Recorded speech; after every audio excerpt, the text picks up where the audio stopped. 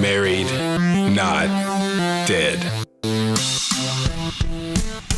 I think it's a little bit of a bitch move that Saturday Night Live kept, like the week after that, they just kept railing on Louis C.K. like it was the easy punchline. It's like, dude, you were begging this man, to hold up your seasons the last couple of years. He's by far given the best performances, the best openings, well, other than Chappelle, like in the last like 3 seasons, and now you're just like throwing him under the bus. I don't know about that. Yeah. I don't know about that. Good. Well, that's the point I think that we've been trying to make for the last couple of weeks is what is the value of someone's career and legacy? And does the punishment fit the crime? We're not letting things go anymore. We're not in the age of letting anything go. So no, I think some of it is just doing it for the current generation. It's like the same thing with the Cosby Show. I hear people talking ill about the Cosby Show in general just because of what's going on with Cosby, and I'm like, that was a totally different generation. None of what is ill that's happening in the news today has anything to do with that show. That show is still phenomenal. I still have my kids watch it today, but I hear people talking about, dare I mention the Cosby Show? I'm like, what? So they do this stuff for the current generation. Because you talk about the legacy, like that show is gonna stick with me forever. Mm-hmm. But then my kids are gonna hear about the other side of it. Right? They're gonna hear about the stuff that's going on today. Right. So it's just jacked up. So yeah, for me, I'm like, nah, my kids are still watching the show. I love that show. It still means a whole heck of a lot. And freaking Claire Huxtable is one of the strongest female characters ever to make it on television. So, if people really want to do something, they should put the Cosby Show on and show them what a woman looks like. Okay, so Nick, here's my biggest beef. Jason, are you the same person now at 40 that you were at 20? Almost totally different. Okay, exactly. Same here. And I think that we could maybe say the same thing for everyone on this call and in this conversation. Well, these accusations. What was that, Brian? Probably anybody listening. Exactly. So the problem with these accusations is they don't allow for a person to have changed. Now, I understand atonement for the things you do in the past, but because that person may have changed for the better, in some cases they haven't, but for those that have changed and are trying to grow, now they have their life to pay and their future work to pay for a mistake they made 20 years ago. So I'm thinking about the new Russell Simmons allegations, for example. Like, Russell Simmons has fucking helped the world, man. Continues to, yeah. Yeah. I think the bad part is it seems to the damage only counts if it's either sexual and or done by somebody famous. I mean, there have been people who drastically negatively affected my life 30 years ago. But am I allowed to? Am I expected to do something about that now? And bring them down. I don't know. Like I can think of a kid right now that fucked me up for years in some way. If I saw him now, I guess I had a plan on knocking him in his mouth. When I saw him, that's gone. Mm-hmm. He might be a nice guy. Might have kids. Hopefully, teaches him better than his father taught him. Totally changed, right? I don't know. It's hard to say. Yeah, it's a tough situation for everybody because these people that are talking, I assume they're really hurt. They're really upset. But you also have to give that person time to change, be fair to them, and let the punishment fit the crime. I think just because I was a fuckboy 20 years ago doesn't mean I am now. Right. Right. So you have to remember that justice is a myth and it's bullshit. So keep hoping that'll never happen. Yeah. Well, I was going to say that it's everything everything that's coming out now. I think the assumption is that whatever act happened was criminal. Mm-hmm. Like that's basically how this conversation is happening. So, you know, if yeah, it's, but I don't. I'm not saying I What's agree that? with it. I mean, but even if we do agree with seems. it, I mean, why do we have to put it? Why is it on that level when something else isn't? I mean, Oh, I'm with you. I totally agree. Somebody kicks my ass and spits in my trumpet and throws me down on the ground and laughs. I mean, you know what I mean? Like this is that's criminal. You know what I mean? It's like, okay, it's not really criminal, is it? I don't know. I agree. But that's the sentiment that it is, right? It's like anything that these people did back then, you jump on the bandwagon and it's criminal. I mean, it's so bad. These people's, careers and, as Chris mentioned, their legacies are being ruined for future generations. Right. Where, as Chris mentioned as well, he's got these posters on his wall. These people. Some of them that truly deserve it. I don't. Oh, I'm sure. He might be a hero of mine, but I'm not. I'm going to put that gentleman in the category of there's a good chance. Mm-hmm. But now Franken, though, I mean, he has a chance to do something very good in government and has done good things in government. Yep. Certainly not all things, but the guy's being accused of grabbing an ass. Yeah, inappropriate touching. Inappropriate touching. That's crazy. Okay, so we could go on about this forever. Yeah, sure. I do want to save some of this talk for next week, but I want to give our special guest a proper introduction.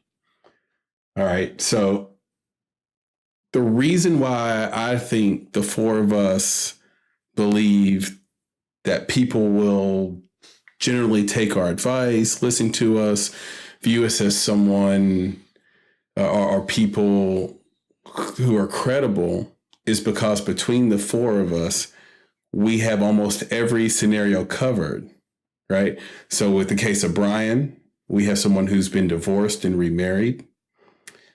Both me, Nick, and Brian understand co-parenting. Both Nick and I are in interracial marriages. Both me and Jason both have wives that have been married before us.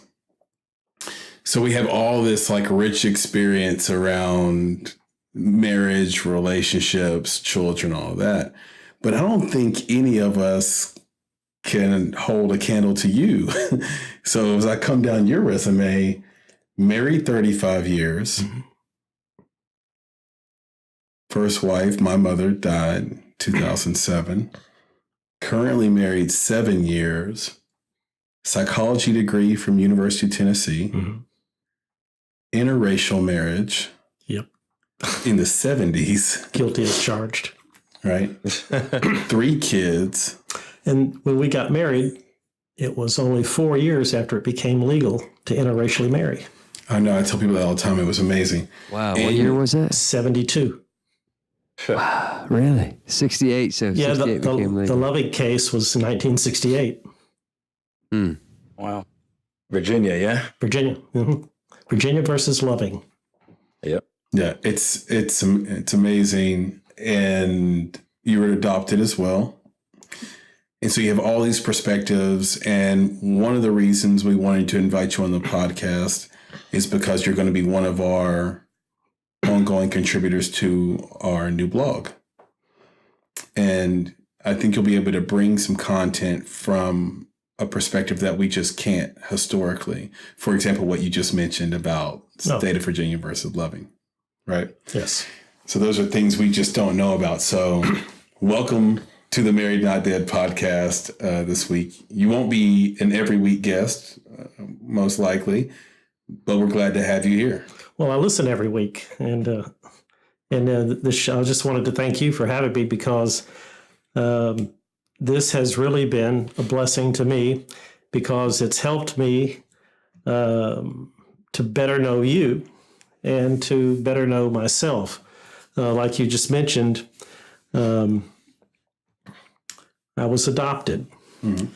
And this may seem hard to believe, but it wasn't until late adulthood, when I was over 35, that I started to see what other people had between their families. Me being adopted, I didn't have all those cues that other people have from their parents. They see their their father act a certain way or hold a fork a certain way or do this certain thing and have that personal connection biologically. Right. I just didn't have anything that looked like me in my parents. Yeah. And until I had children and they grew up and they started behaving like me, did I realize that that's me in them.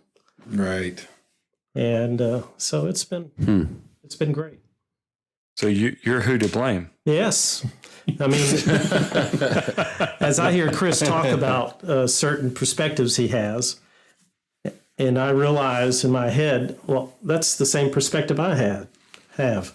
Where did that come from? You know, and it's a very rewarding feeling to see yourself in someone else. And so with us today is Randall Barkley, my dad. So thank you for joining us. And before we get into sort of the brass tacks of this episode, which is by the time this airs, it's going to be past Thanksgiving. And we wanted to make sure we did a Thanksgiving episode. We did one last year. It was very popular. If you guys are in our catalog, for the time being, you can go back and actually listen to that. I believe it's episode 6. Is that right, Brian? I think you're right. Past the vegan gravy. And go sports team. Sports team. Five. Five? I'll get my nuts cut in 6. Mm-hmm. That's right. So it's episode 5. So for now, get it while it lasts. If you want to hear last year's Thanksgiving episode, but we want to talk a little bit about Thanksgiving this year as well.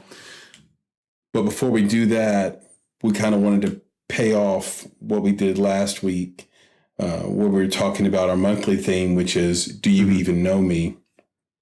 And a lot of it was covered last week in terms of personality tests we took online. There was a big revelation with Jason, and we just barely touched on numerology a little bit. So we wanted to make sure we didn't leave the people hanging.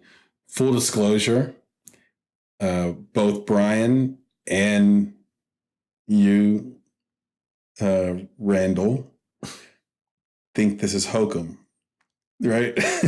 Well, I'm not a big believer. Yes, I think if you take any psychology at all, you're pretty much taught that this is bullshit. Thanks. That was it. Yes. And yeah, I'm right there with you. I can't join in on that. Like, you know what I mean? Like, it's just, you can manipulate anyone with certain small truths that everyone kind of feeds into. And I don't know. I just don't. I've never found real. I mean, all it takes is one person that it doesn't apply to, and I'm like, oh, okay, well, it doesn't work. Mm-hmm. You know what I mean? Yeah, I lump it together in that bag. That is the hope of disbelief. Horoscopes and horoscopes, numerology, fortune telling, mind reading.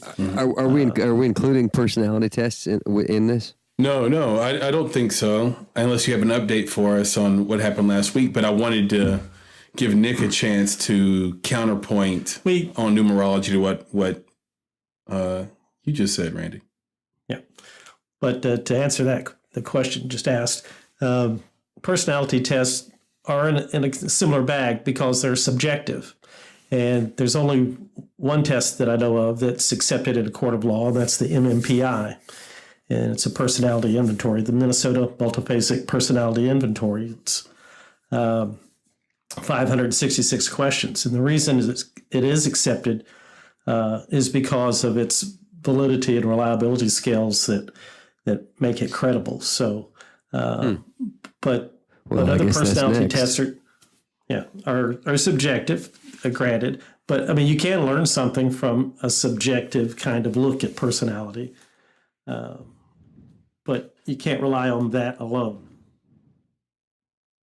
Of course, I think that's the key with this stuff for me is that, I think I would go the route of Jason. I'd say the unintelligent person relies on it and relies on it solely. right? So I think for me, numerology has been one of those things where it's like, I don't even know how I stumbled upon it. But once doing it, I've yet to find, a person where it doesn't add up. But when I do it, what I find that it basically talks about personality traits, and it shows kind of the black and white, you'd almost say the extremes on both sides. Like if you have a personality type of X, the extreme positive of that personality trait is like this. It'll manifest itself this way. And then the extreme negative is this. So if you've done the numerology test, if you will, on someone, and it seems as though it hits spot on, then it gives you that idea, okay, these are the traits that this person has. And if they're in a dark space, this is what it'll look like. And this is maybe how you can approach that person. So it's given me that kind of look into some people's personalities to say, oh, okay, they're like that. Not because, oh, you're a 4. No, it's not the number, it's the trait, right? Your personality is like this. And this is why you're lashing out in that way. So if I recognize that, then I know how to interact with you. So that's how I found the value of numerology. I'm not big into the horoscopes really at all. Well, I'll say at all. But numerology I found to be very interesting and applicable in a number of cases. So to Randall's point, I would say that I guess if we took numerology with any face value, it would discount psychology as a whole to say that anything that you experienced in your life didn't affect you, or it wasn't calculated into that. And if we were looked at your personality or psychological breakdown, it would simply be born or taken from when you were born and not what you experienced in life. And of course, a thinking person would know that that's not possible. And I don't even think that, numerology assumes something like that. I think it's more like you may base off of, the time of your birth. Right. You have a bent towards a certain personality. Right. And that's what I'm saying is that if I see that, so it's not like you can calculate somebody and then immediately assume that they have these traits and that you can treat them a certain way. It's more like you calculate somebody, you have to measure that against their actual personality. Like, does this add up? Like, that's the key is like, oh, snap, this adds up. Okay, now I know this is how I should approach you. Sure. So yeah, it's a good base, cool but yeah, it can get, I mean, like for me, and Chris kind of introduced me to this, but so I'm a 9 and it seems to fit perfectly, absolutely perfectly. Also, a little irony that I'm a 9, but I'm a 9. I'm married an 8, and I have 2 8s for children. Now, though 9 seems to fit me perfectly, except for my daughter, I can't see that an 8 fits either my spouse or my son. And I'm an 8. Yeah, and they're nothing. Yeah, you guys are not nothing like Chris. They're nothing like Chris at all. Unless of course we go back to that. If there's any validity to this, it's just to the base, and that's the environment has changed them. It hasn't changed my son a lot. He's pretty much been the same since he was born. He's only 5.5. And I don't know if it comes out in childhood. I wouldn't have said I was an 8 in childhood. The way I was acting, it's so deep within your personality. As a child, you don't get a chance to express it on your own because you're just living inside the conditions that your parents set up for you, and you're living that out. I wanted to disbelieve it. But what had happened is every person I did it on, it seemed to match, and except for one. And the one person I was like, ooh, that doesn't fit at all. And then I found out I had their birthday wrong. And then when I redid it, the number was different and it was perfect. So I was like, shit.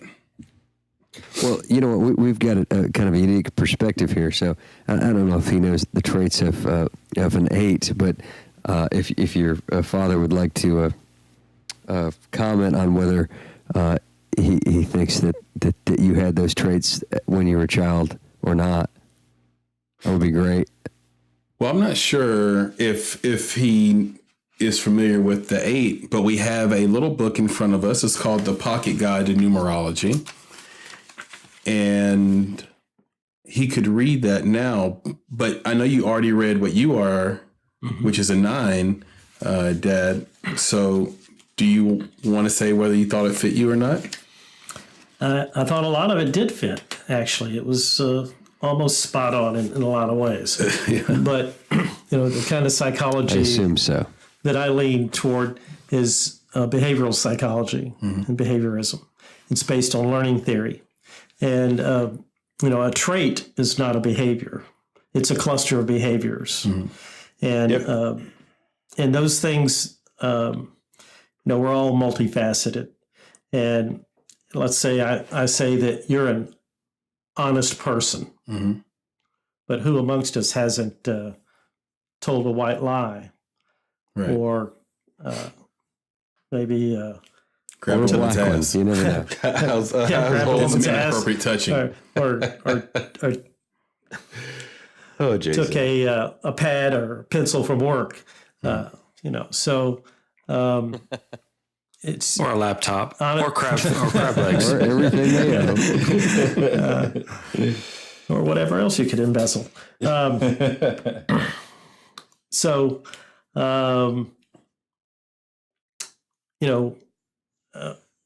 Our behavior depends on the circumstance, depends on the situation, a lot of factors, and nobody's one thing or another all the time. You act differently, when you're with your mother-in-law than you would when you're with someone else. And That's something we talked about last week about how Nick becomes extroverted to be a change agent when he's really an introvert. Yeah. So this combination of maybe numerology and this sort of destiny and life path combined with the personality you've created throughout your life. So you combine personality tests with, and I'm with you, not all personality tests are made the same. I mean, if you're taking a personality test out of People magazine, good luck. But there are some that are probably based on that MMI that you talked about that I think are incredible. Or what is it? MMPI. MMPI, sorry. That are incredibly valid. And you can kind of mix them with numerology. Nick, honestly, I view numerology as just another tool in the toolbox of communicating. Well, look at life and existence, anyway. We haven't figured it all out yet. Who knows what kind of mysterious connection cosmically there is about how things synchronize and the synchronicity of all life, throughout the universe.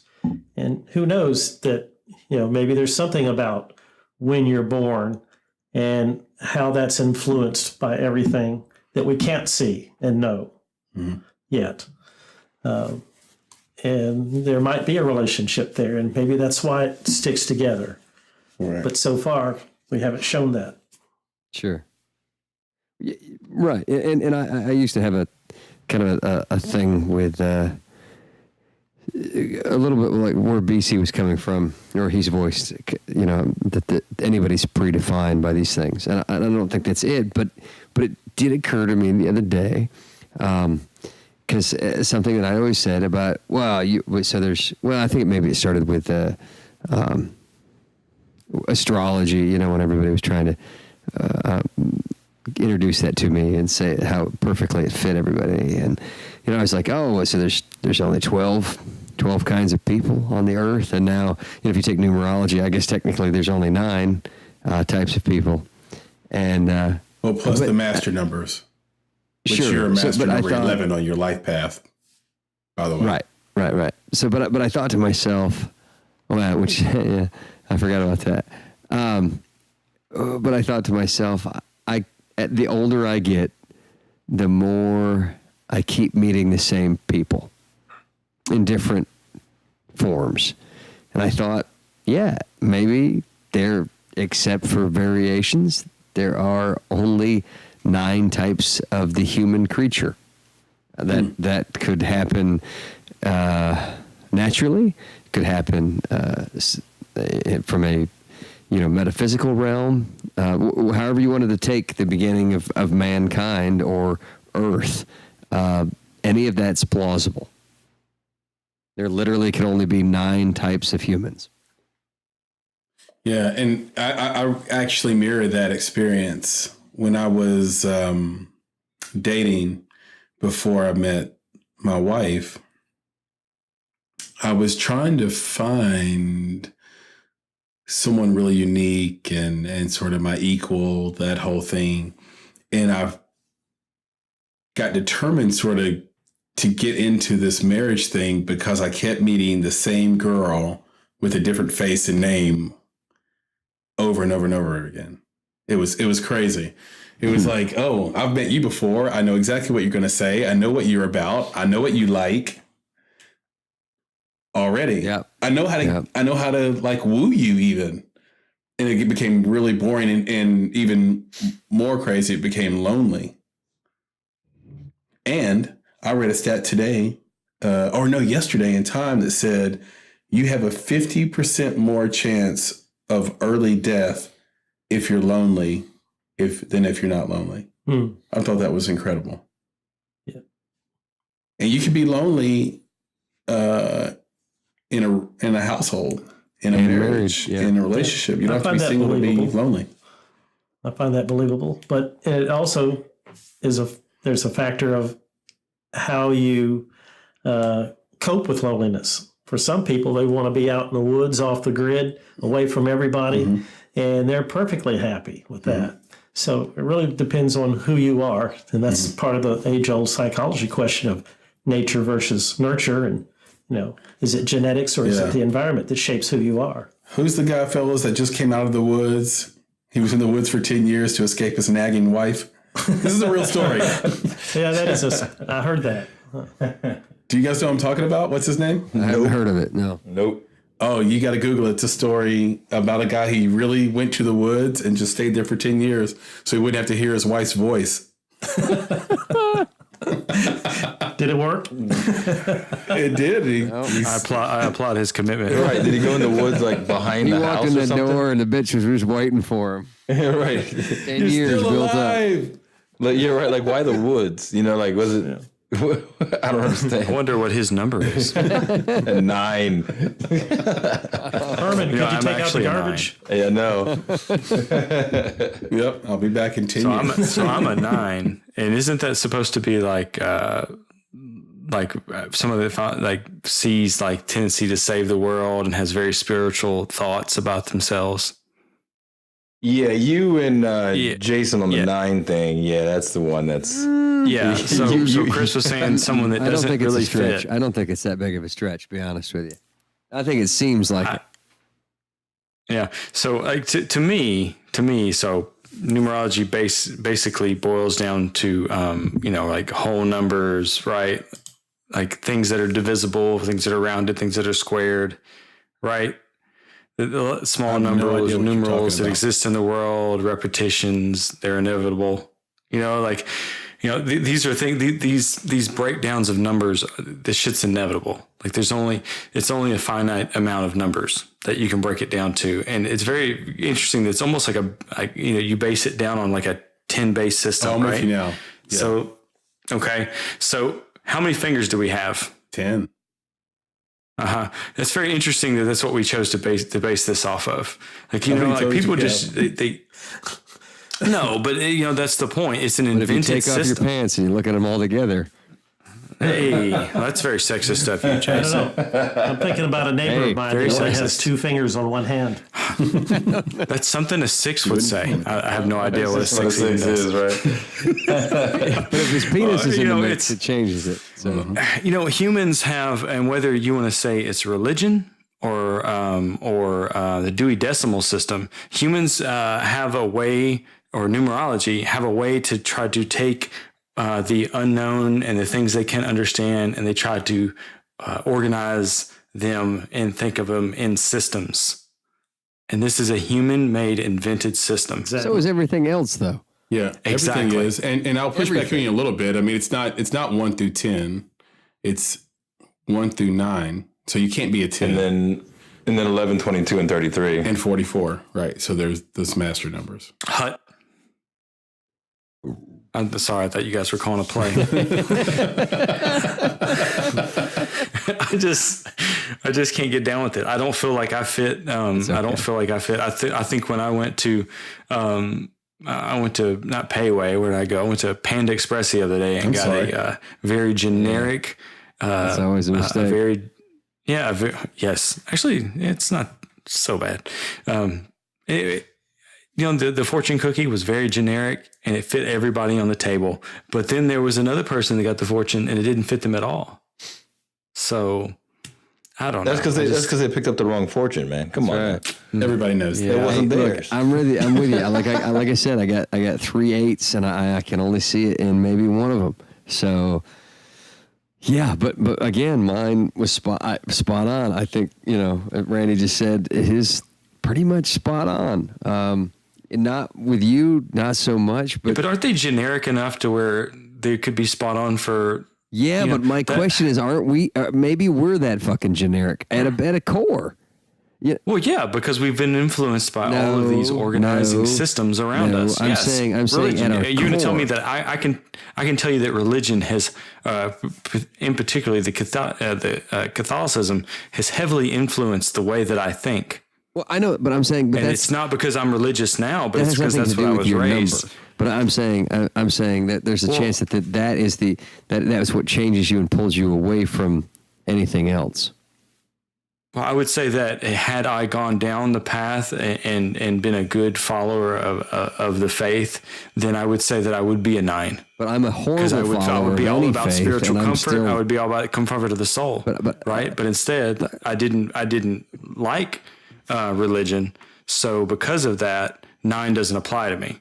But the bulk of everybody else in this world that has my same makeup and that is a follower of a religion, it reads to a T who they would be.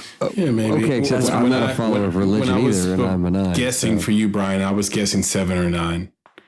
So that was my guess for you right away. But I knew you weren't an 8 or a 4 right away, right? So I only say that to say that the attributes of each number are distinct enough and delineated enough where you would say, 9 doesn't fit me. Because I know 9 doesn't fit me, for example. Like I care too much about money. I care too much about recognition. I care too much about how I look. 9s don't care about those things. I do. Maybe not as much as me. And maybe not to the degree that you want power. 8s want power. So let me ask you this. So are we saying that these numbers are predetermined and that this is your life path and this is who you are, and because of what you have? Just throwing it out there. I mean, if you are a believer in numerology, and this isn't the first time it's brought up, it gets brought up in our group for the past 7-8 years. Randomly, somebody will start talking about life numbers. I've never really chimed in on it because I think it's bullshit. But like at some point, like when I was probably 6 years old, I was probably a 9 because I went to church and I really am, I was very idealistic, had an idealistic worldview, which I do not have one. I did have a tendency to save the world. That's Might my come through in problem. your with comic it. books. Well, I don't know. I didn't read it as somebody who's highly attached to religion. Right. Don't conflate religion with spirituality. Well, I mean, There's nothing alike. there's an easy way to Religion is about servitude. Yeah. There's an easy way to break all this down and to show it for what it really is. And like mine was a number 9, and I identified with a lot of these things. But it says here we find philanthropists, social reformers, clergy, ministers, and socially responsible and ecologically aware groups and organizations. Archaeologists and anthropologists also fall into this category. All we got to do is think of names of people that are in those, live those lives, and look them up, Google them all up, find out when they're born, and see what number they really are. And I bet you'll find that there are several different numbers. They're all over the map. All over the map. They're We not should going to do be that. primarily nines. We should do that as a exercise and get back to the listenership on that. I think that'll be very interesting. This Because doesn't. they mention names in this book. They mention like Martin Luther King being the master number, and Carl Sagan and all that stuff being a 9. Yeah. So I think it's worth taking a look. So I think ultimately what my problem is with all of this is that I don't believe that you are predetermined, and that's ultimately why I have a problem with it. I have to me, this is telling me what my path is. This is telling me who I'm supposed to be. This is telling me the path I'm supposed to take. Right? I'm not sure it is. And I vehemently disagree, because if I were to go down the path that was predetermined for me in life, I mean, I wouldn't be on this podcast, right? I would be probably in a jail or an alcoholic like my father. I'm on this podcast. Well, the point is, like, there's choices that you make that define who you are. It's not made, the choices weren't from a deity. They're not from the aligning of the stars. They're not from Tituba, from the Crucible. I mean, that's somebody that's like put some kind of like curse on you or some shit. Like, I just don't believe in any of that. So I don't think and again, I'm not. I don't want to come off as a true believer here on any front, but I don't think that's what it's saying. And I know we use that you hear the term life path. That's kind of for dumb people. It gives them purpose, and it kind of gives them guidance. Just like following the horoscope and thinking, oh, this is what my day is going to be like. Well, look, if you're buying that, I got something else to sell you. But, so I don't want to say that's what this is about. And it's not that everything's been predetermined in life.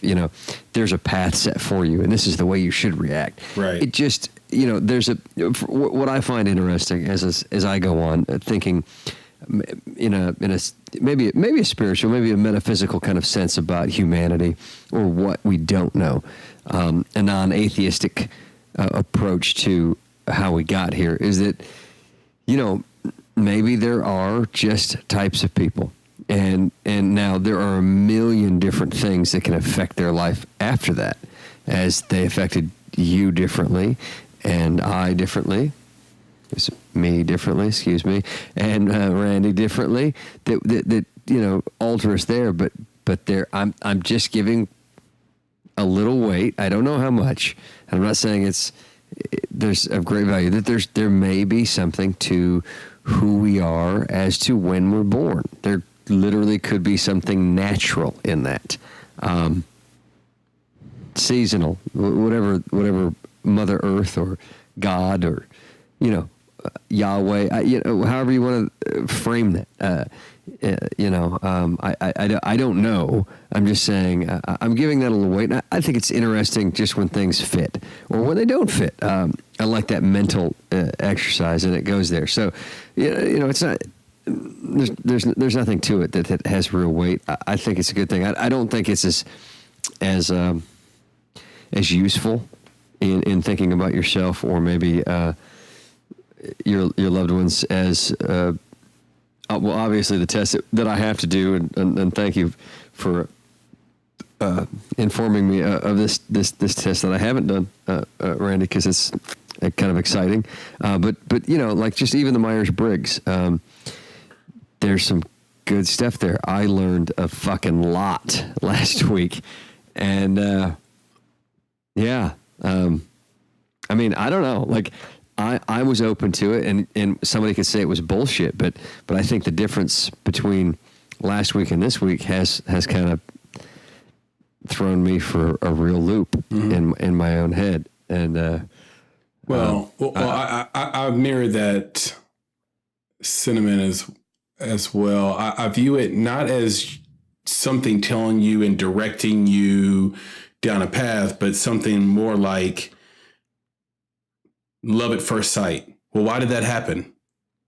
Why did you mesh with someone so easily versus you've met other women, you've met other men, and there was an immediate negative energy? What is that? Nobody knows. We don't understand it. Right. What is it that lets you know without having practiced, wow, I'm naturally good at this. Why am I good at that? Or why do I like this so much? We don't know why that happens. Right. It just We're only happens. comfortable saying that it's, genetically, my father was like this. But if you keep that going, maybe there's something at the root. Mm-hmm. So, Nick, do you have any final thoughts of this before we move off and move on?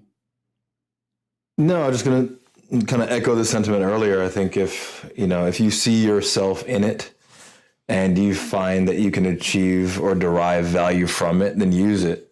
If you don't see yourself in it and you can't derive value from it, leave it alone. It's like you mentioned earlier about the toolbox, right? So use the tools that you need to use. Use the tools that you find helpful. And this is just one that helps me, whether it's for my family or for myself, because of how deeply I can see myself and my family in it. So you agree that you're a 7? Oh, yeah, 100%. 100%. And what it allows me to do, because I think like BC mentioned, I look at this stuff probably once every year. Mm-hmm. And when I do that, it's a nice reminder of some of my, you could say almost some of my character traits that could become flaws, right? Things that hold me back. And I'll read this and I'm like, yeah, I'm going down that route again. Mm-hmm. So I need to pull myself back because it's almost a perfect reflection of my personality. So that's what the tool that it is for me, is that I get to look at it and say, yep, I'm doing that, or okay, I'm on the good side of that, or yeah, I'm in that right now. I can see myself, again, directly in that. So yeah, it's a tool that helps me. So I leverage it. But it is a tool. It is not the tool. It doesn't dictate to me, no more than a hammer dictates to me. And I think that's a good thing to do, and that's what I did. With the Myers-Briggs test. Last week we kind of went on. I came kind of with the hard right hand, saying, "Hey, this is who I am." And my wife had me totally wrong. And then if Nick, of course, destroyed my brain, and gave the possibility of what if your wife is right, and it's hard to say because this is the power of suggestion and whatnot. But so as of last week, I said I am an ESFP, and my wife thought I was an INTP. Mm-hmm. I took Sorry it again. To hear that. Yeah, that's all right. I took it again, and I got INFP.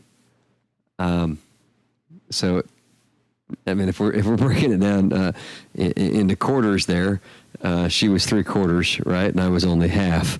So, well, even the F versus the T, weren't was you only almost 1%?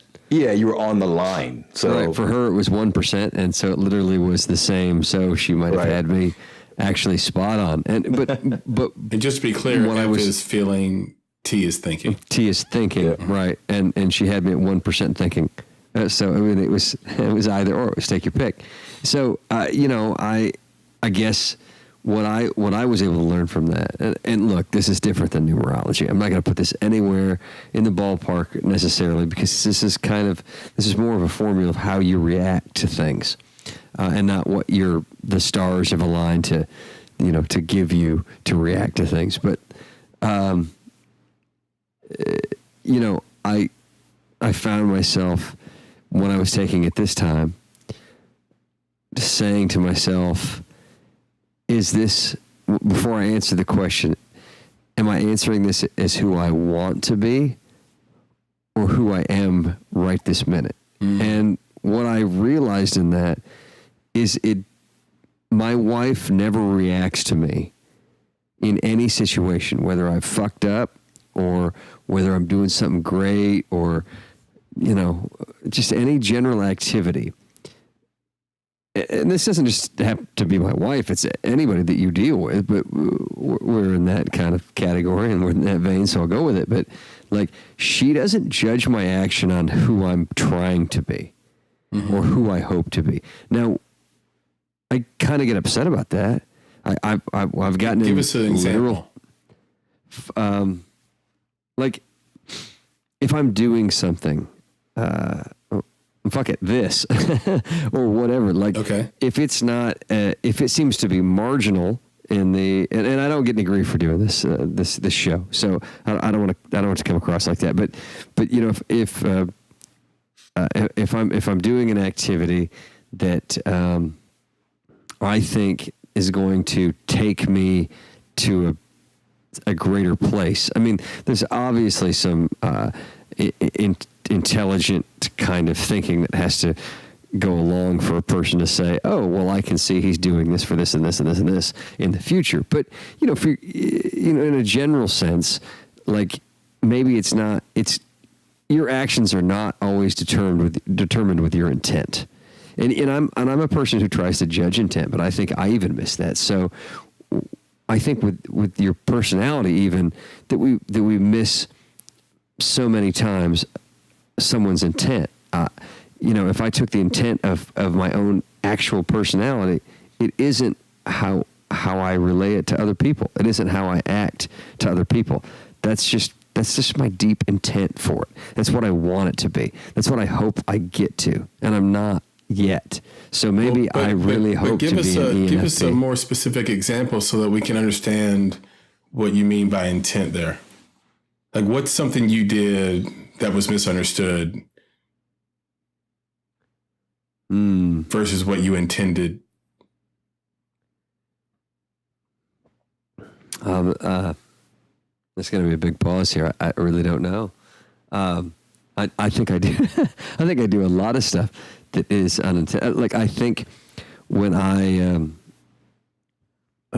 become that entertaining part of myself that kind of directs and brings solid questions to the table in an entertaining way, that's to me, that's exactly who I am. But maybe to my wife, it's a show, and it's not a value because it's not understood as I'm trying to make everybody, including myself, better in that. But it goes against the introvert that they normally see, and that gets thrown off. So yeah, I don't know. I was going to say, maybe it comes back to what you just said, which is what they normally see. Right. So a person's not going to judge your character necessarily based off of the 1% or the 10% that they see in your behavior. Right. So like you mentioned about this podcast may seem like an extroverted thing to do. It's my 10%. Yeah. Right. And I want it to be my 90%. There you go. So you see the thing that you're doing in the 10 and like, that's who I am. Mm-hmm. That's me. But the 90% is really who people think you are, and maybe that is who you are, right? If that's 90% of your personality is to want to be, more reserved and in your own space, then yeah, that's who you are. But I think that, Randall said it earlier, like no one is the same person all the time. Mm-hmm. So that's where the personality tests, can be interesting. And to some people, it could be a lie, right? So it's like, well, it says I'm an I. So therefore I am an introvert, like it's not 100% and fully complete that's who you are. It's just, again, it's very similar to the numerology in that it's talking about a bent. You have a bent in that direction. And some people is stronger, like your T and your F, right? I mean, you could pick one. The test ended up giving you an F, right? Or for feeling. But you're 1% leaning in that way. So it could have said T. It could have said TF, So at the end of the day, the test isn't, definitive. But I think it was good that you did that, with your wife to see, how she saw you. And maybe it does provide that thought that, oh, maybe that is my 90, and maybe I need to bring my 10% up a little bit more. Or moreover, maybe it didn't matter that I took it again and found out that she was partially right. Maybe it really only mattered that I felt one way about myself and she felt another. And up front, I thought to myself, well, I guess she fucking missed it. Right? Well, maybe not. Maybe I miss how I display myself to others. Yep. That's been my biggest thought. Is not even, oh well, who I really am. Yeah, I mean, I got to get to that. But I think up front it was, oh shit, I'm not to everybody else who I think I am to myself. That is a problem. Yeah. And it all plays back to our monthly theme on, do you even really know me? And then sort of what is the result of that? What is the outcome? And next month I'll ask, do I even know me? Right, exactly. And maybe we'll talk about how well do we know ourselves and what are we hiding from others. But I'm sitting here beside you, Dad, and I'm looking at someone who has been married every year of their life since age 18, except for maybe 1 or 2. How did you do it? And how does knowing your partner play into having that kind of longevity? I'm just going to go ahead and say, if it takes you more than one episode to answer how did you do it, that's okay. You don't have to wrap it up as your son just gave you the cue to. So, but any insight would be helpful. What are some of those keys? The keys to longevity in marriage. And is knowing your spouse in the level we're talking about here part of that? Yeah, you have to know in that context. Of course, early on, you don't really know them all that well, do you? It takes that time to get to know them. And so I think the key to the longevity is how you respond to life in general and how you respond to people, and being able to play off of each other, whether you're willing, how much ego you have invested. You can't, I don't think it ever works long term if one person is more dominant than the other. There has to be some equality in the relationship. It can work long term that way, but are those people happy? If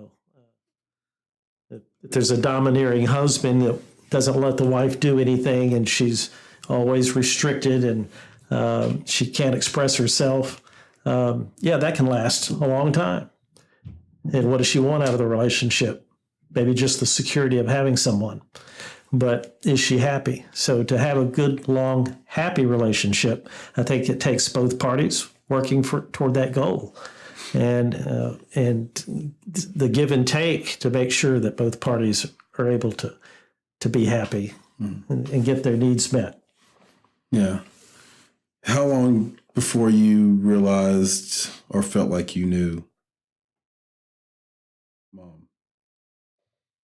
Well, this is another weird thing that doesn't fit into science at all. It was kind of love at first sight thing. I saw her where I worked, and we were in a class together, actually. And something in my head clicked, and I said, I'm going to marry her. Mm-hmm. And then you continued to sexually harass her for the next week, is that right? Yeah. Because you would have been sexually harassing her by today's standards, correct? I left that to Al Franken. No, it was just there. I knew it was going to happen. It was like a flash. I could see myself already together, and we spending the rest of our lives. You visualized it. I visualized it. Wow. Just in an instant. But I live life by letting things fall into place. I don't force life one direction or another. and I just take it day by day. I try to live in the moment and have mindfulness and live in the moment and enjoy that moment. Try not to have regrets. And I try not to have anxiety about the future, even though I don't know what it is and I can foresee a problem down the pike. But I just kind of let things work themselves out and fall into place. And it seems for me that the universe has done that. It's just brought things my way and put them where they needed to be at the right times. And she was one of those things. And I knew it instantly. And I asked her out, and we were never apart after that first day. Yeah, I found that amazing, actually. Yeah. That's incredible. Yeah, well, I got a question. Okay. So, Chris, we talked probably last cast and maybe one before about, the lies that we tell when recording. And, and some of them are those white lies, maybe there are things from your past that you just don't want to bring up. Maybe there's direct questions that they've asked you, but you're like, that would actually potentially change their vision of who I am today. Right. Maybe I was that person then, but I'm not that person now. When you get into a marriage, or at least a longer term relationship, is there any reason to bring that stuff up? Like, is the truth serum now supposed to be delivered directly to your veins and all should be revealed for the purposes of having, this openness and trust in a relationship? Now, I would say no. There's certain things that just, it's old news after a certain point, especially if it doesn't affect your relationship or your life with that person. But I think there's probably some things that, we hold in, like, let's say I'm in IT, but I really want to be a photographer, right? But IT is a really secure field to be in. And, my family's going to do really well if I'm doing that, but I hate it, right? I really want to be a photographer, but I keep that from my spouse because, trying to pursue that dream could just bring in more strife or, give them this idea that there's this huge risk or, well, you never told me about that before. Where'd that come from? Like an all of a sudden thing, because you've been holding it and now you put it out there and you're like a different person because of it. It's kind of putting that out there. Like, is there a time, or is marriage that truth serum? Or should you be putting all your cards on the table regardless of what it is? It depends on what it is to me. And Dad, I'll let you jump in on this as well. I can tell you what I've learned in my time in marriage is that you probably should say it sooner versus later because it will be taken away from you. You have to say what you love to do and defend it with all of your heart, because if you don't, they will form a life, they being your spouse and your kids, they will form a life around you that looks like something they want to do. And based on expectations, right? You set an expectation with them. Mm-hmm. So they're going to build the life around that expectation, and changing that expectation, again, for your wife is, it's creating risk potentially. So, yeah, but what do you think though? What if you held it in? Maybe you're 5 years in, maybe you're 6 years in. Is there a statute of limitations? Is like, is there a certain point where it's just like, you know what, you screwed yourself? Don't bring it up now. It's too late. Sorry, you should have done like Chris said and brought it up early. Well, like, how do you I don't manage? think there's a statute of limitations on that. I think there's a statute of limitations on patience for not bringing it out. Like, I think if you don't bring it out, if you somehow, whatever that year mark is, 4, 5, 6, 7, 8, like even if you still swallow it, it's going to come out in some negative way. It's going to come out. Mm-hmm. If you are, whoever you are, will surface.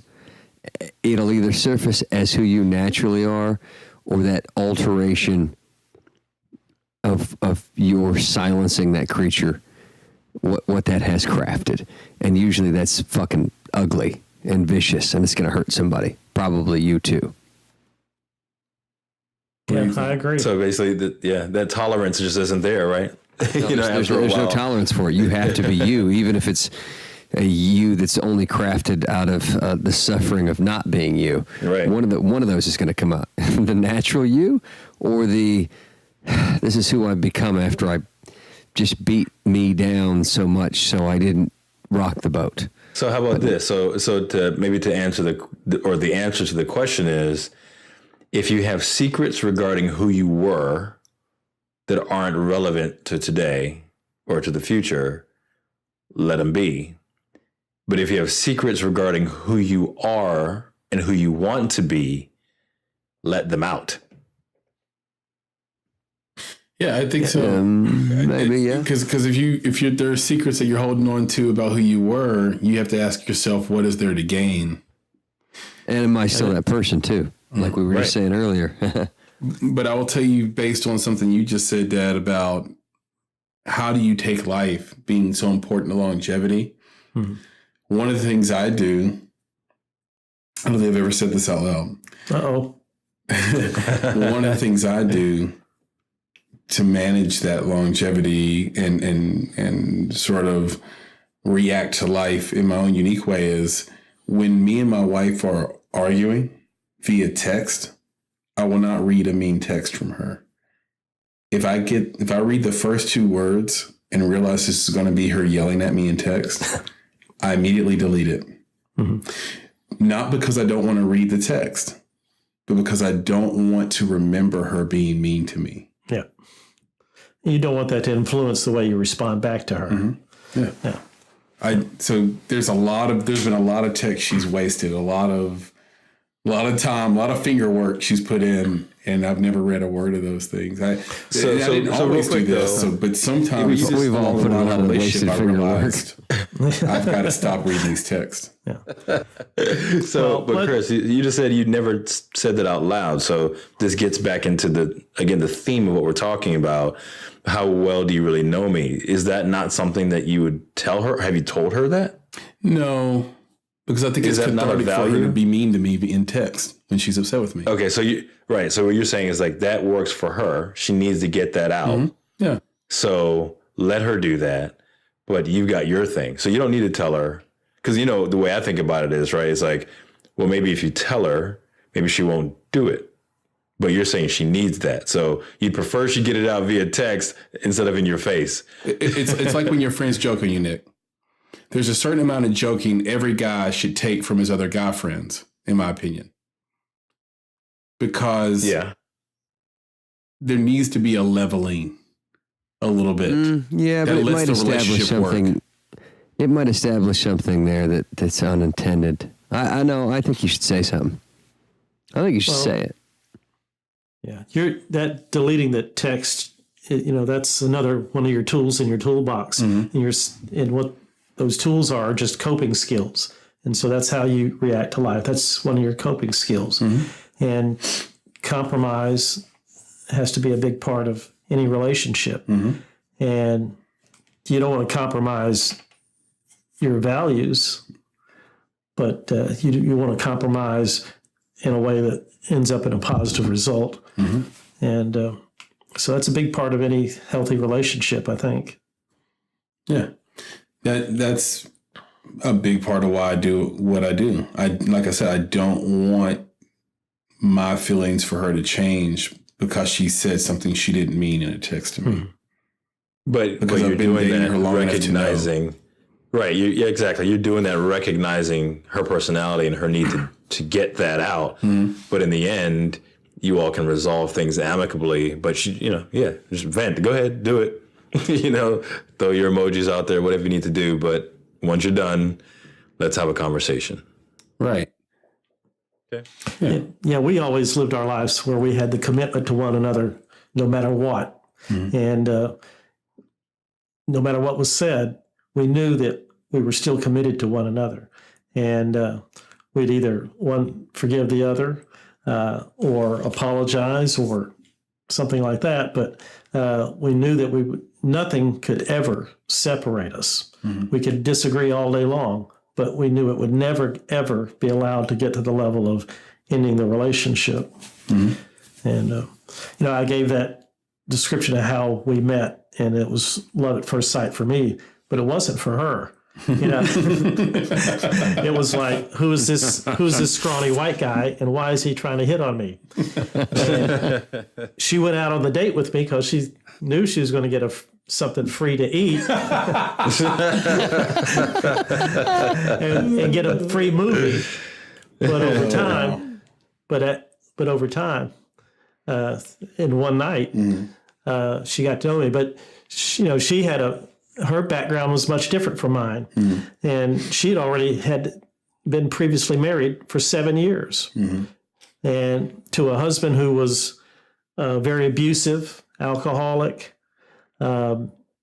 She literally had to fight him off, but she didn't trust any man. She was quick to let me know I was number 50 in her life, so I was just another guy. And she did not believe one word that came out of my mouth.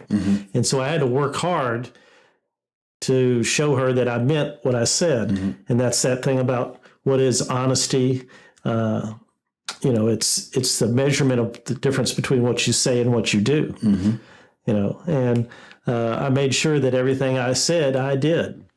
And I remember we had early on, before we were married, I had taken her to her mother's house to drop her off to visit her mother. And I was going to go and visit my father way out in Hendersonville. And I said, I'll be back at 9:00 to pick you up. And she told me that the whole time she was with her mother said, why are you with that guy? What's that white guy want from you? You can't believe anything he says. All those things she told me was coming from her mother. He's not coming back to get you. He dropped you off here. He's going to his dad's house. You'll never see him again. And she said, look, it's almost 9:00. Where is he? Right at 9:00, I knocked on that door. Wow. And her mother shut up. Isn't that an old Eddie Griffin joke? It's your mother. Huh? Isn't that an old Eddie Griffin joke, Nick? Or Brian? What? Or was that a skit on a Dr. Dre album? I'm thinking about. It's your mama. Section 1. But she said that did more for her, me not. Oh, no. That's, yes. Yeah, that's definitely a Dr. Dre. That's what I thought. Dr. Dre. She said that did more for her, me knocking on that door right at 9:00 than anything else. And because she had her mother in one side of her ear and me in the other side, saying two different things. And she didn't know who to believe. And, from that time on, she trusted what I said and what I did. And I made sure that she could. That's one of those speed of trust moments. Yeah. Yeah, that's fantastic. Brian, you got any thoughts for us as we wrap up this month's topic on Do You Even Know Me? Yeah, and so, a lot of what I hear is compromise, and the only thing that I'll say is make sure you're not the only one compromising, because then it's not compromise, right? You're just kowtowing to the needs and the wants of your quote unquote better half, because that's what that's kind of what happened with me in the first marriage. Was I was just I lost who I was because I just found myself always, bowing down, always conceding. Right. So it is definitely a compromise, and it definitely is. There has to be that moment where you both understand that you're playing, that you're on equal footing, that you're playing the game, and you're both starters, if you will.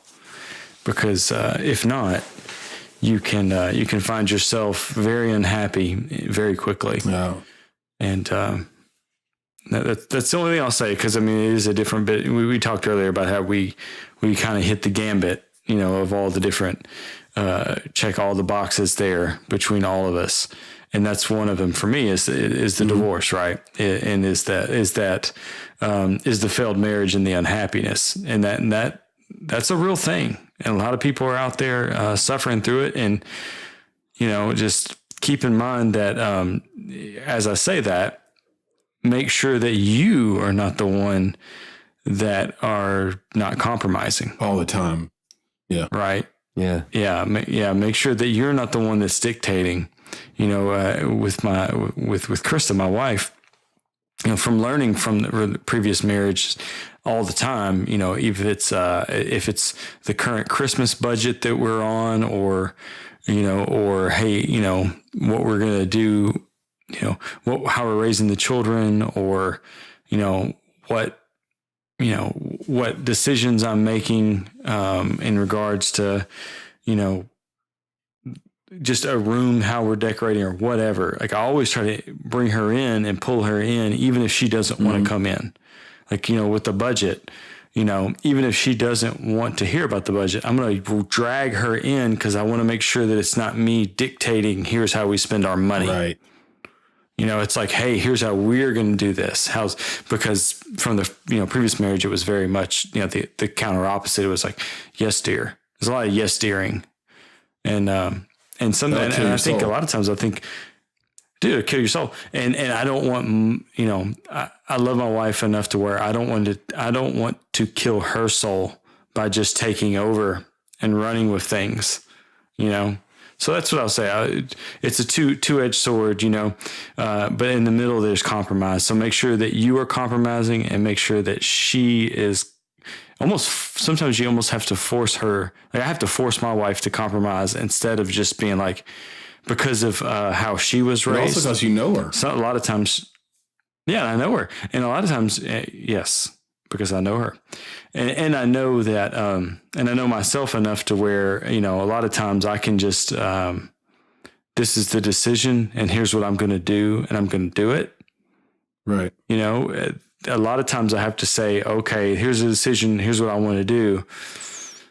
But let me make sure this is okay. Not because, I'm checking in, or I'm making sure that it's just really, I want her to be on board. And if she's not on board, then we have to work it out. But that's the only thing I'll say is just, make sure that you are compromising, and compromising is a good thing. And it's not a bad thing, because some people think it is a bad thing. Yeah, both. Because they're, I was going to say, and like you said, just don't be too selfish. Both parties, right, have to be equally vested in the relationship. Yeah, that's right. So what you guys are both saying really is it's great, to listen and be involved with MND, but really, if you don't have your spouse listening too, it might not work as well. So get them involved, and exactly. I mean that. I said that jokingly, but I do mean that, like, because I think every episode we make, like, I hope my wife listens, and does kind of on the opposite end. Yeah, and I think initially you were like, "Oh, it doesn't matter." And I was like, "No, it does matter. Yeah, it matters. And please, but listen, you didn't want to say it, right? Would you? Right. Yeah. So every time I think about Brian's first marriage, I think about that old Patrice O'Neill joke, where he says, "Black women say shit to get their ass kicked. White women say things to get themselves killed."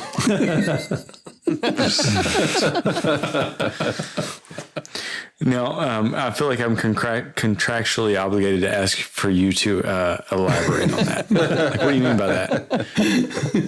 Like, I don't want. I don't lose like time with my son because you just said.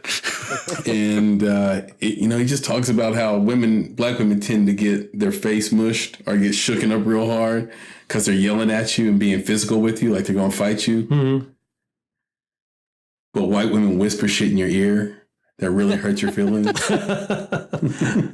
Oh shit! Like they really tear your soul down and break you down every day until you're depressed, and then you have to kill them. Yeah, of course. And then you're left with no choice. Left empty. No, I kid. And Jack, if you're listening, I'm not wanting to. That's right. I just want to make sure that I'm very. I kid. Axel Rose said it. I used to love myself her, from Chris's. Yeah. Okay, so public service announcement. We don't want to kill any women or hit them. I think it's wrong. Nope, that's right. So this week is Thanksgiving, fellas. And I thought we'd take a different twist because last year we went around and talked about what we were thankful for. But I was wondering what it would be like if we went around and said what we weren't thankful for. So The heck kind of question is that? it's interesting because, and I'll start it off because I know what I'm thankful for, and we could take that route, and I could say family and my kids and, the ability to get together and prospering and all that stuff and my good health or whatever else. But I thought it'd be far better and far more useful actually for culture, especially today, is if we had a way to eliminate 3 things in culture socially, and what would they be? Facebook. What was that? I said Facebook. Facebook, Amen. Instagram. There you go. Snapchat, right. Now, would you eliminate the platforms or the verb, like people Instagramming, people Facebooking? I think they're talking about the platform. Because that wouldn't fit into the paradigm. and only very specifically, my wife's interaction with it. Okay, so Facebook's not for you. That's right. I don't care if you want to have a Facebook, Chris, or I don't have one. or Randall or Jason or Nick, that's fine. You roll with it. But yeah, if I could just get that mind share back, like life would be. Yeah, totally so you're different. not thankful for social distraction. There you go. So that fits the paradigm, Nick. Right. So if we could remove something Sure. people do in culture socially, we'd all be thankful for. So my 3 that I thought about were 1, restroom moaning. Oh, I'm not a fan. People have to stop moaning in the restroom. Even urinating. Or we're they talking still on the do cell it. phone. Yeah. let's just say restroom communication. We're all together. All public restroom All communication. together. Right. Right. No talking on the cell phone. No moaning. Dude. No talking to me. Standing behind me. You're at the urinal waiting your turn. No, just don't talk. I had to go to Kroger earlier, which is the convenient grocery store, and in the grocery store there were 2 different people talking on their Bluetooth headsets, while I'm like, can I pee? Because it's gonna be loud. Is it okay? Can I flush? Like, I don't want to be rude. Like, You have a but then I powerful was stream. like, oh, hold on, they're being rude. Yeah, very powerful. Well, it's coming from so high up.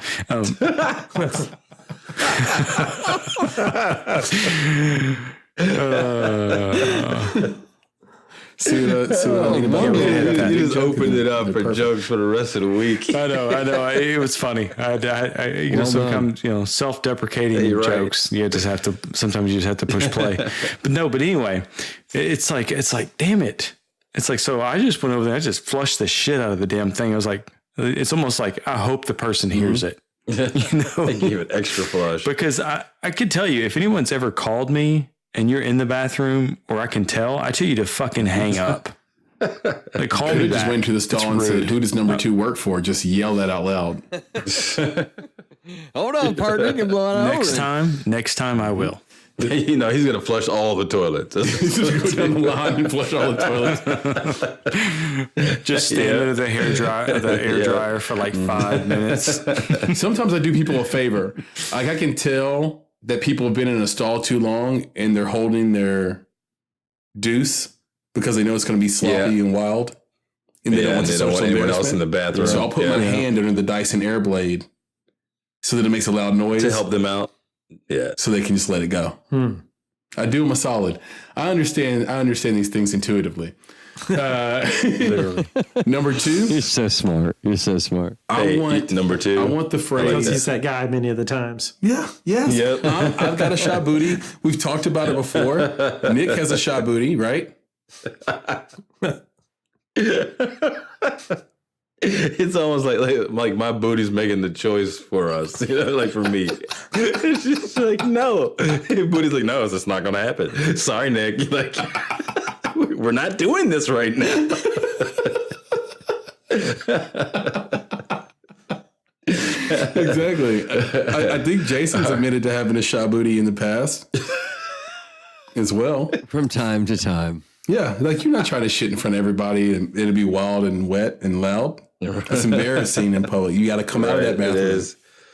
You might have to see your coworkers in that bathroom. And now they're associating you with that. every time they see you. That's right. But I can't, like, the biggest part is, you just can't, like, rip one without laughing. Like, I can't. If there's somebody else around and I just crack the porcelain, I have to chuckle. And if I don't hear them chuckling, then I really feel small. Right. All right. Your number 2, Chris. Number 2 is the phrase, no offense, but. If I could eliminate people just saying no offense, but, I think that would be great, because what they're saying after the but is going to always be offensive. Yes, the softening of the blow. That's what that is. It's like a courtesy flush. There you go. That's what that is. That's excellent. Courtesy flush. Well played. Yeah. I don't like it. And it gives people carte blanche to say whatever the fuck they want. Yeah, or they think it does, right? My old friend Ross, he's not my old friend, he's my friend now.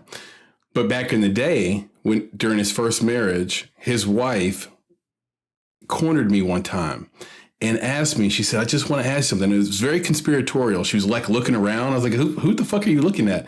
It was just me and her in the house. And she whispers in, she gets close, whispers in and says, hey, Chris, no offense, but why do black people have such big butts? Swear to God.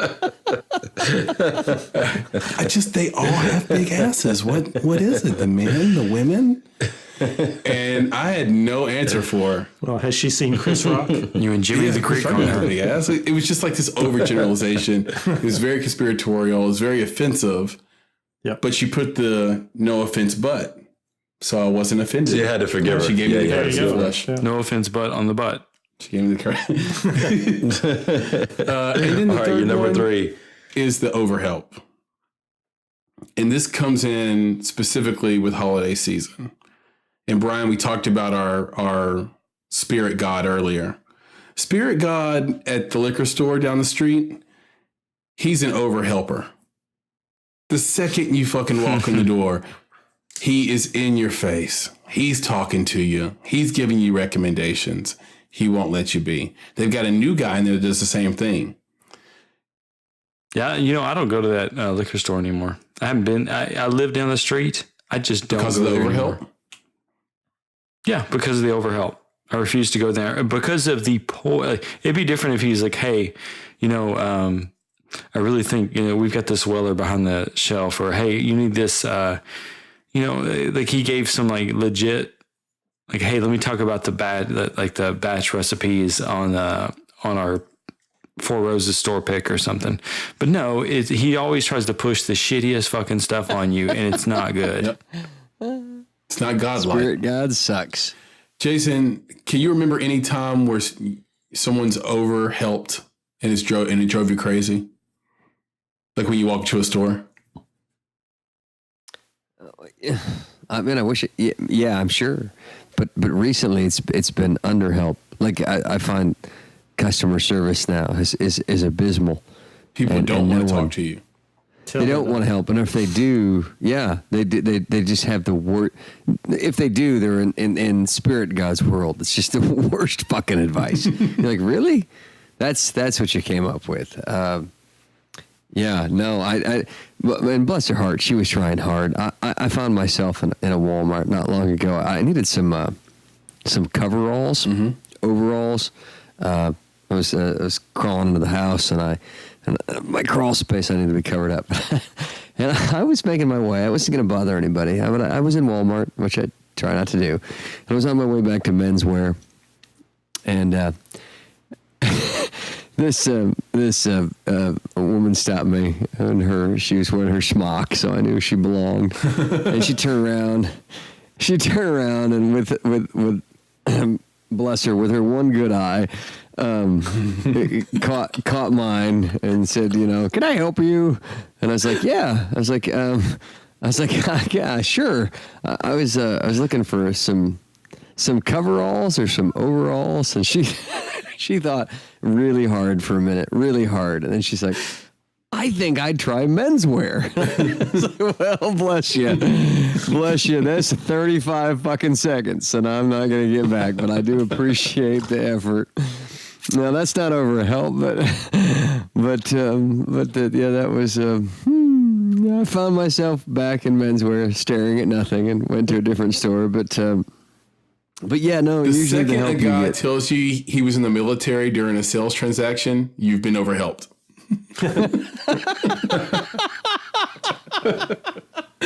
Thank you for your service. Right. It's going to come out eventually. We bought a security system for a house recently, and the sales guy was That's just a going wonderful deep point. on his whole life story, where he's from. Like, dude, if you don't sell me this damn thing, I want to buy it. You're about to talk yourself out of it. Get on with it. Dad, what about you? Got When any you said overshare? you locked eyes with her, and she had a lazy locked eye. What eye. you said? I locked eye. Like eye. Were you like what? Like 150 degrees angle? Like, locked like what angle were you? That's all I'm thinking. Like I locked eye. It's like Mike she was like in my Wazowski. peripheral. Is it in the center of her forehead? The first time I laid eye on you. That's terrible. Bless her. She was sweet. She was doing her best to help, but it was just Bless her heart. Just- when you said it her was eye perfect. caught yours. Right.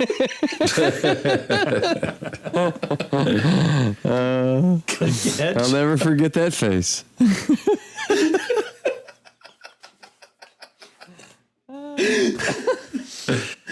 Oh my god. I'm a bad person once again. All right. Wait, all right. It's just I'm too gonna hard. throw I one can't in. be in the same room with somebody else when I'm laughing because then it becomes a Dude. double. You ever try to Double laugh in front of laughter. somebody and they make you laugh? This is what's happening right now. it's Sorry, you end up I'm peeing sorry, yourself. guys. All right, I Anyway, was gonna jump in. I'm gonna jump on that Facebook thing real quick and just talk about. So the thing I'm not thankful for is having to raise children in a social media society. That crap is crazy hard. You know, all the filtering of. I mean, you can't. What can you filter? But attempting to filter out the noise of the rest of the world and people trying to get at your children through all sorts of different means, and they can go into their rooms, you know, and basically be attacked in their room and you not even know it because it's someone connecting with them on Snapchat or Facebook or Instagram, or even there's social media applications that, you know, most people have never even heard of. You know, there's probably like, what? I mean, if not hundreds, thousands of these things, and kids find them for whatever reason. And, you know, there's predators on all of them. And I'm not even just talking about adults, I'm talking about other kids. But that's just crazy. Having to deal with that stuff is not fun. I don't enjoy it. Man, you know, and this is going to show the age, but, you know, back in the day, if you wanted to make you want to make sure and maybe Randall, you can chime in on this. You want to make sure your child was safe. You could make sure their window was locked and the phone was off the There hook. you go. Yeah. You know what I mean? And now, like, and check in on them every once in a while. You know, but now it's from all angles. yeah, you need a training course. It's really insane. And every time I think about the Facebook, Instagram, Snapchat world we live in, combined with this idea of intentional communities. Have you guys heard of intentional communities? Yes. Okay. Anybody else? No. Talking about planned communities. Yeah. They're basically for millennials. They're very new and it's sort of springing up all across the country, where people who are lonely and single form a community in one building together. And some of them are transient, where they stay about 8 months and move on and new people move in. Some of them are permanent. They totally expect you to live there your entire life and have actually better elderly care, because these are the people who've cared for your whole life, and it's a whole community. It's very much based on African worldview, I think, too, in terms of community raising. And so instead of going out and getting a family, the new millennial thing is, well, I can't trust anybody, so I'm not going to get married, and my family are my friends, so let's just have an intentional community together. And the more I see stuff like that, along with the Facebook, Snapchat, Instagram culture, I think Aldous Huxley, I can't speak, Aldous Huxley, Brave New World. It's like coming to fruition. It's not it's a little bit of 1984, and people bring up 1984, but it's also a lot. Huxley had it's coming. It's coming. Yeah. Right, where sex is very casual. There aren't really committed relationships anymore. The idea of love is very much in question. The idea of religion is very much in question.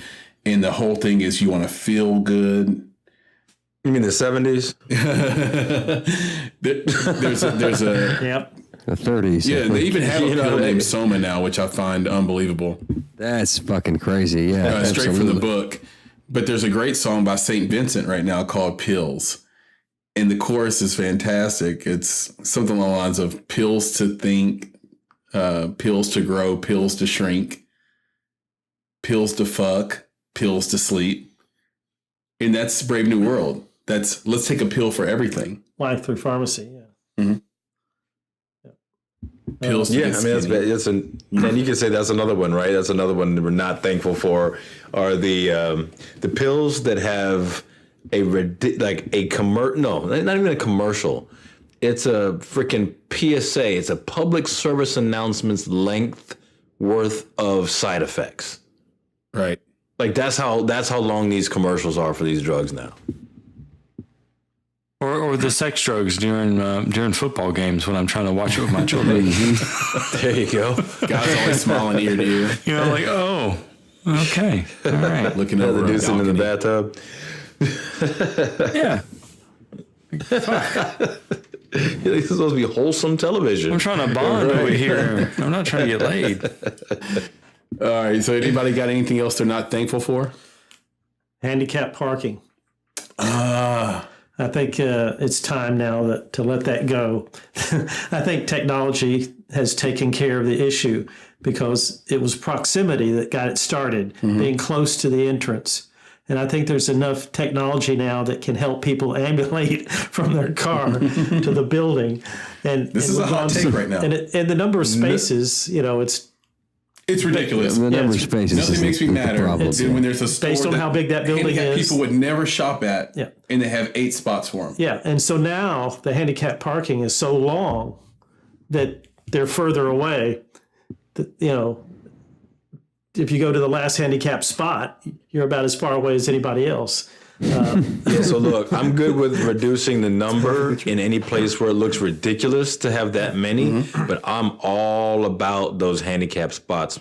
I love them because you've got people who are 97.8 years old who drive in their car and they open their door all the way to get out. And I don't want them hitting my truck, so I don't want them in a regular space. I want them with that extra little buffer on the side. Like those spots, I think those are legit, and maybe they shouldn't be called handicap. You just call them the elderly spots, because honestly, you can be handicapped with old people. We have this a lot. I'm just saying. It sounds like that we need a handicap and elderly spots. We have this a lot. No, we handicap and OPP parking. Old people parking.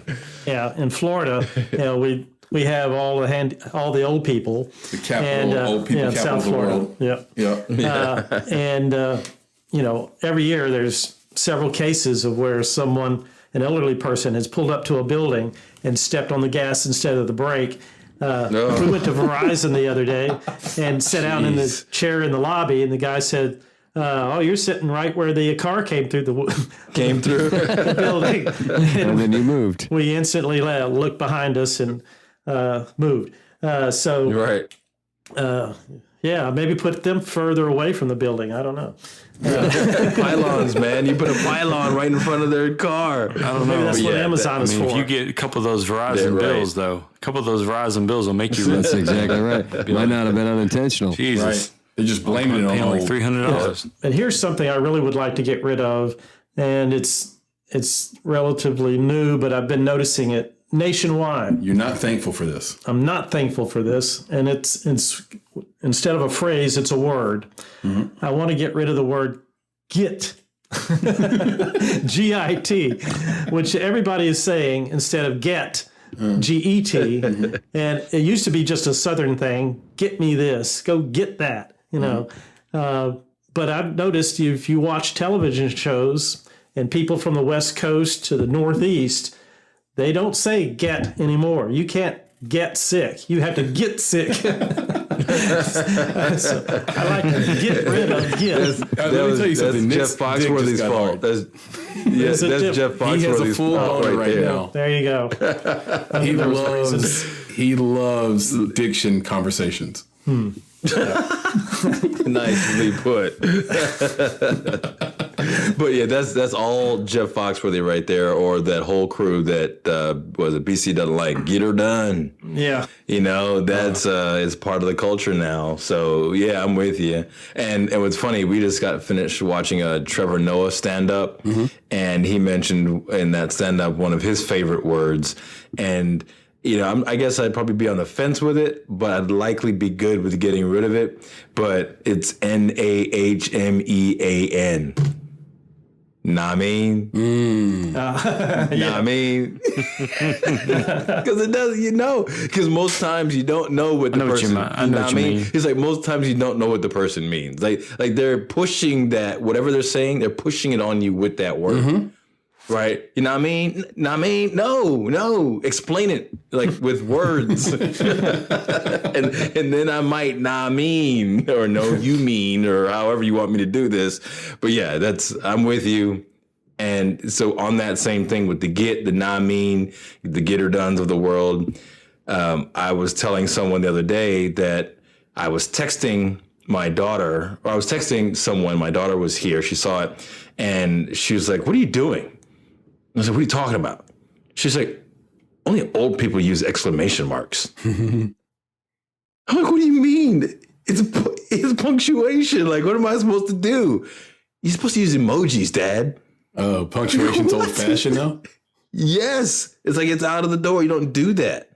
You're supposed to use emojis now. So it's like, you know, they did the emojis and then the stickers came out. Yeah. Oh man, I'm like, I can't deal with the stickers. So, like, so no more way too punctuation. Punctuation has to be translated through emojis. Emojis, yeah. If you're like if you're laughing out, laugh LOL it, and then put a laughing emoji. There's no reason to LOL and then the exclamation mark. There's no reason to say hardly ha, ha. ever LOL, but Right, yeah. exactly. There's no reason to ha ha ha anymore because there's an emoji for that. What's the You know, emoji I'm like, for what? You're right. tweet, right? So Twitter, you got rid of your commas and your semicolon and your colons Straight because you don't face, have I time guess. for that. I don't know. No, that's Exactly, what I you don't told have Brian. I time said for the that. reason they went to 280 characters, one of the reasons is it brought punctuation back. Yep. Yeah.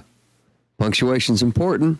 It's really important. Because you can sound, smart people can sound very foolish on Twitter because there's not enough characters to express yourself. to punctuate. Right. Yeah. No, I'm with you. I would like Are to. you trying to like say Donald Trump with punctuation would not still sound like an idiot on Twitter? Because I disagree. Yeah, it says Donald Trump's probably the answer to every question of incompetence you can ask. What about We Donald just didn't Trump? know it was coming. We have the answer now. Yeah. Yeah. No, I would like to. You mentioned that about emojis and punctuation. I didn't know this, and I've learned this is a woman thing. I said that slowly for effect. So a winky face emoji. So I don't know if the world understands that when you wink after you've made a statement, that it implies sarcasm, or the opposite, perhaps. But I keep seeing my mother is guilty, saying something about, and I love you guys too, on a thing with a wink face after. And I was like, are you trying to tell us that you don't love us? And then I had a communication with a female friend, like within moments, where we were talking about something else, and there was a wink face in there, like, "Oh, this is a really great place to go. You'll love it." Wink. Like, what the fuck is that? I love this idea of older people not knowing how to use emojis. No, your like, mom texts you that she loves you. Tell the kids to, and then uses poop emoji at the end. What is that? I love you, son. You're the best one I have. Wink. Wink. Like, wait. No. The thing with the emojis, like that's the crazy part about all this. Like especially like the emojis and the stickers, people can basically usurp the meaning of these things. Yes. Yes. So that's it. Like it'll mean what they wanted it to mean when they send it to you. Right. The poop emoji was supposed to just be pudding. Poop. I thought it was ice cream. Yeah, it's supposed to be ice cream. Yeah, ice cream. ice cream. Swirl. Yeah. But people are like, No, that was it like wasn't. poop. Yeah, it was. Don't eat the poop emoji. Ice cream. That was a Bill Cosby special. You know it. Emoji was supposed to just be eggplant. Eggplant. Yeah. And now it's a wasn't dick supposed emoji. Right. Come on now. Only for black people. Yeah. Not so high up. Not so you high get to up. usurp the original meaning, I guess. Yeah. Because you can't wink. But even my mother, I mean, like, she should know that. She was a teacher. You know, like, you can't, if I say, hey, I love you, wink, no. If I shoot a McGavin your ass, there's a chance I'm going to cheat on you tonight. Oh, shit. I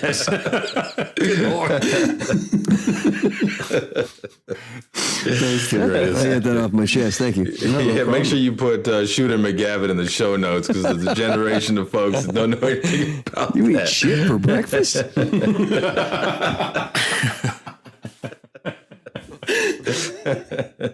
Here's something I thought about, because Thanksgiving has tons of traditions, and football is probably one of the best ones for me, at least. And I know Brian loves football as well. My dad, two of you maybe a little bit less, but the same couple of teams play every year, Dallas and Detroit. But they've started to add a third game of late. And the third game this year is the Giants of New York versus the Washington Redskins. Should the Redskins ever have to play on Thanksgiving?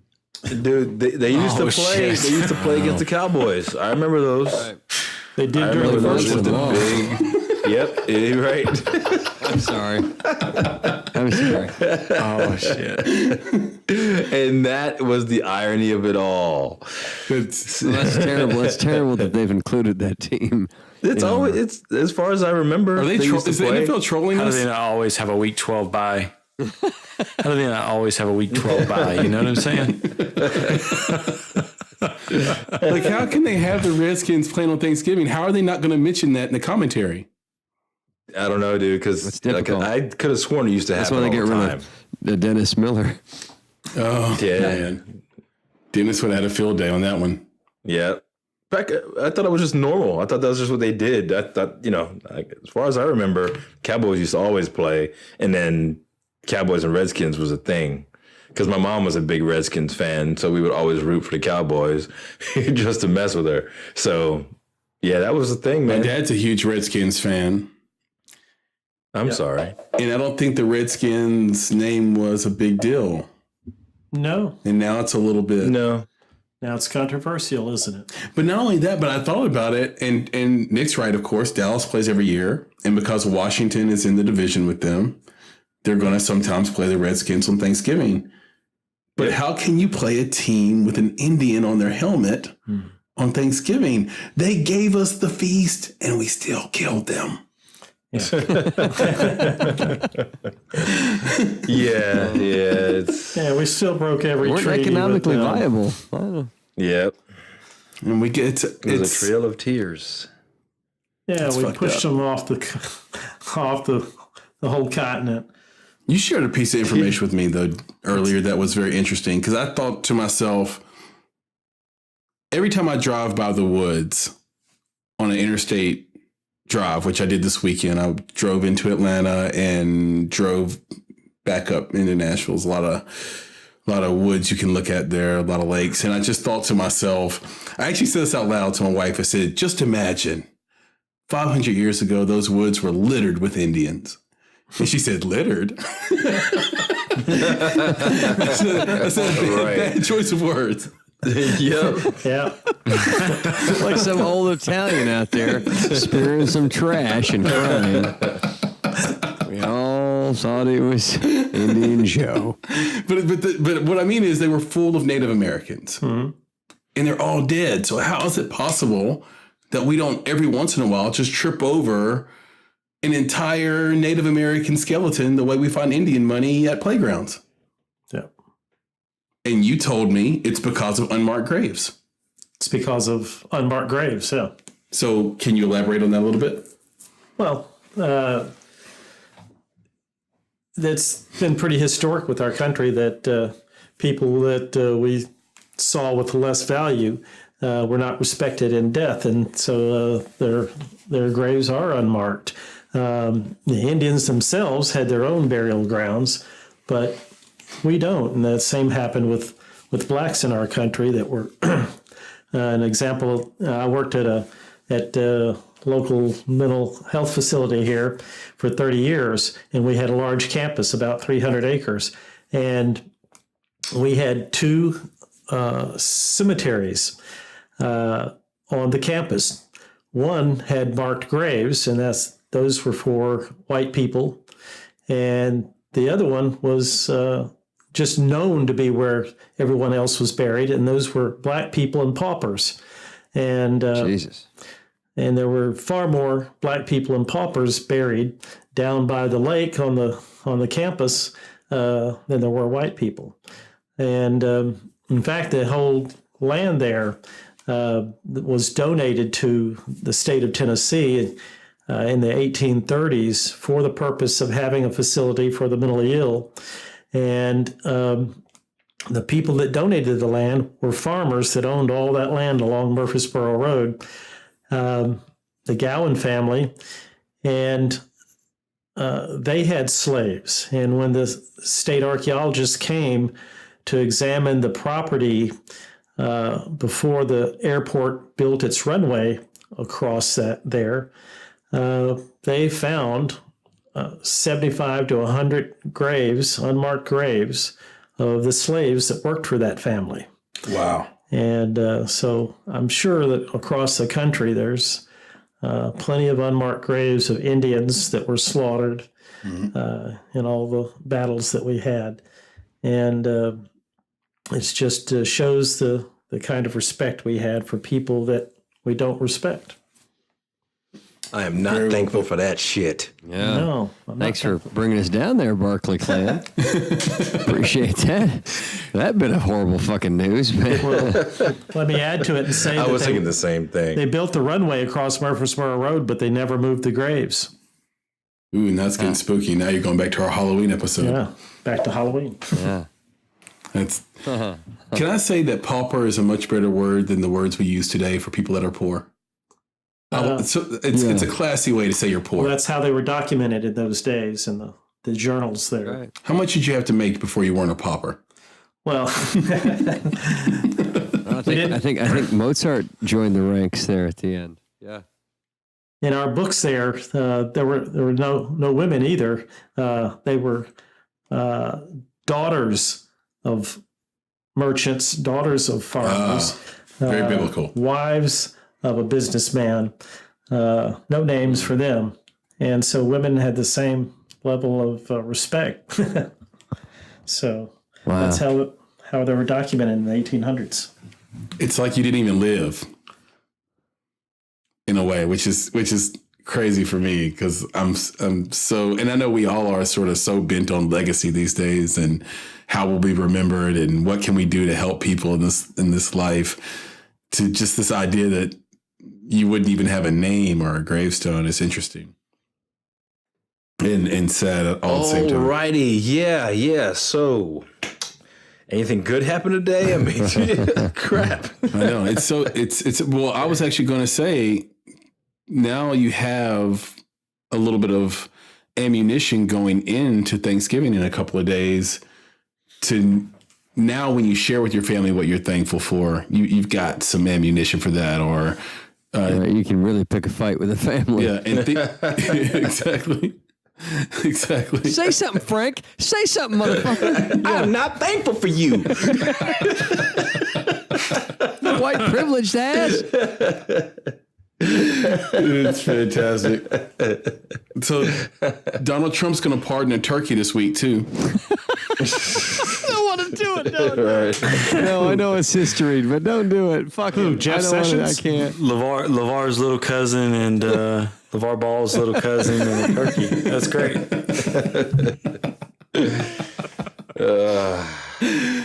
So I was going to say, Nick, that's what happened good today. A turkey got his life saved. Right. Wow. Yeah. Or we could all become vegetarians and save all the turkeys. There you go. No, for real. Or you could just live with your ironic hypocrisy every year at Thanksgiving. Turkeys are Yeah, yeah. They're not living creatures too. That's true. Fuck them all, right? I got you. That's good. Save one, because it's the orange man saved one, so it's all it needs to be. Hey, just you don't have to save a turkey. Just save a leg.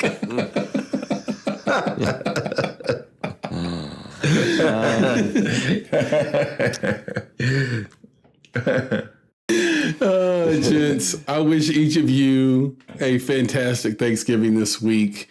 I know I'm going to have a great one. This is, I guess, one of 2 times I get to see you per year now, Dad. So this is pretty special. I'm so glad you could join us. But yeah, I will talk to each of you throughout the week. Eat lots of turkey, unless you're Nick, and Or pass and just go with the veggies. eat ham, There you go. or you're Jason, and eat stuffing. Eat a legume. Yeah, eat a legume. It's going to be great. Eat a legume. It's it's my love you favorite back. holiday of the year. I hope everyone out there enjoys theirs. And again, Dad, I can't thank you enough for joining. You're welcome. Thank you, Mr. Barkley. Yeah, thanks, You're Ryan. welcome. We appreciate it. You have a great post coming up you, soon, sir. I believe, on the state of baseball. And we'll get that posted soon. I Looking can't forward to wait that read one, it my friend. and have everybody read it as well, and more contributions coming. All right. All right. Everyone, you've been listening to the Married Not Dead podcast. To find show notes, read excellent blog posts, find links to all of our products and services suggested during the show, please visit our blog at marriednotdead.org. If you haven't already, you can join our podcast tribe on the Apple Podcast app or the podcast app of your choice. By the way, did you know we are on YouTube? Please go to YouTube, search for Married Not Dead, and subscribe to our page. If you're on there watching videos, why not just go to our page and listen to the podcast right there from YouTube? We would love if you did it. Of course, once you subscribe to any of our channels and any of our feeds, we'd love for you to rate and review. Give us 5 stars. If you don't think we deserve 5 stars, please let us know.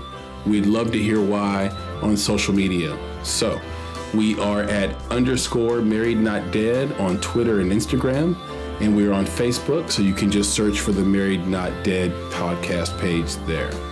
So until next time, on behalf of Nicholas Buggs, Brian Comer, Jason McConnell, Randall Barkley, I'm Chris Barkley. Sir. Happy Thanksgiving. Happy Thanksgiving, boys. All right, You fellas. too. Be good. All right, guys. Talk to you soon. Gobble, gobble. That's a turkey. It's not a Native American. It's just a turkey. It's a native American turkey. Today's podcast is brought to you by Audible. Get a free audiobook download and 30-day free trial at audibletrial.com/MND podcast. There are over 180,000 titles to choose from, including one of my personal favorites, How to Get Filthy Rich in Rising Asia by Mohsin Hamid. Do not judge this book by its title. The ending had me crying in the middle of a 4-hour flight to Los Angeles. It's made even better by Mohsin's narration, and you can download How to Get Filthy Rich in Rising Asia or any other audiobook of your choice today. Again, for listeners of the Married Not Dead podcast, Audible is offering a free audiobook download with a free 30-day trial to give you the opportunity to check out their service. So, to download your free audiobook, go to audibletrial.com/MND podcast. Again, that's audibletrial.com/MND podcast to get your free audiobook today. You will not regret it.